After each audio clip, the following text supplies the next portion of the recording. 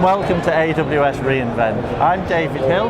I'm a global technologist in the product strategy team at Veeam, and we're here today to talk around some of the new announcements with N2WS and Veeam. I'm with Sebastian Straub. Do you want to introduce yourself, Sebastian? Absolutely. My name is Sebastian Straub. I'm a system engineer here at Veeam, and I'm glad to answer any questions that you might have.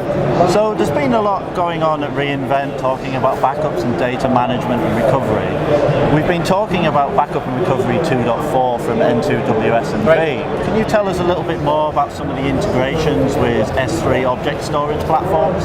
Absolutely, yeah. Well, backups never go out of business. They never go out of style. So we're very excited about the new feature, having the ability to actually archive into S3 buckets now. In the past, obviously, we were able to perform backups and restores very rapidly in EBS and your EC2 instances, and also the services that are associated with it, RDS, Aurora, and all of that. But now with version 2.4, we also have the ability to archive the backups into S3 backups, which drastically reduces your storage costs for the long-term availability of those backups. Yeah, and that's a really interesting kind of aspect as well, is when you look at what's been going on in AWS, people using the EBS snapshots to do the backups, and it's not really cost effective for long-term archive. So the integrations with S3 and the object storage platform now really brings those use cases out as well, doesn't it? Absolutely, yeah. It's two pieces of the puzzle. The EBS snapshots give you that quick recovery if something really terrible does happen. But if somebody says, well, I really want to retain this for 7 years, 8 years, 14 years, or actually some of the customers that I spoke to, they keep their backups indefinitely. Especially schools, higher learning. If you graduated in 1960, they still need to be able to produce your records. So absolutely, the long-term archival is very important. Yeah, and it's really interesting as well when you think about the integrations with backup and recovery, what people are doing now with the whole hybrid cloud. One of the great things that I found with the integrations with the Veeam availability for AWS solution, using N2WS Backup and Recovery and also Veeam's backup and replication, being able to take these backups that are running, the EC2 instance backups that are now stored in S3, we're able to bring them back on premises using the external repository feature within backup and replication. And I found from a customer perspective, that's really, really great use case to be able to bring things on-prem, restore them to vSphere, Hyper-V, Nutanix, or even restore them to Azure as well, even though at reInvent there's lots of public clouds out there. So these key capabilities I'm finding in this integration now is a real driver to help with the whole data management solution that Veeam's bringing to the enterprise, to our small and medium-sized businesses.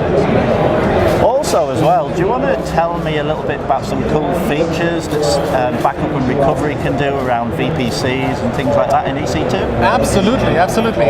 So another feature that we have available with 2.4 now is not just the ability to back up your data, which of course is very important, but your databases, your file servers, your Active Directory servers, but what about the infrastructure that belongs to it? I mean, compare it to on-prem. What about your cabling, your routers, your switches, your firewall, all of that goes along with it.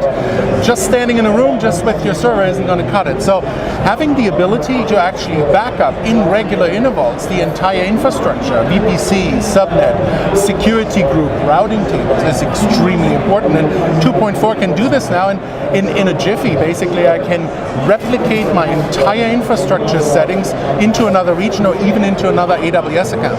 Wow, so you can actually back up all those VPC subnet settings and all those configurations and then restore them.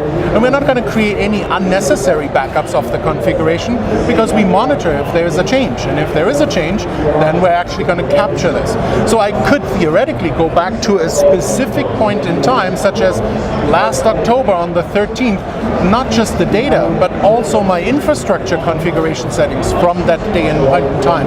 Wow, that's really impressive. And that's a true, genuine use case of what people are doing as well within AWS. And as we've been talking and we're at the booth now, there's been lots of questions around that. So that's absolutely fantastic. Right. Brilliant. So just to kind of recap, Veeam Backup and Recovery from N2WS 2.4 is now available. It's in the Amazon Marketplace, so if you want to download it, have a free trial and mess around and see how great these features are that we've just been talking about. It's really worth a try. So thank you very much for watching this short video on the recap, and we hope to see you soon.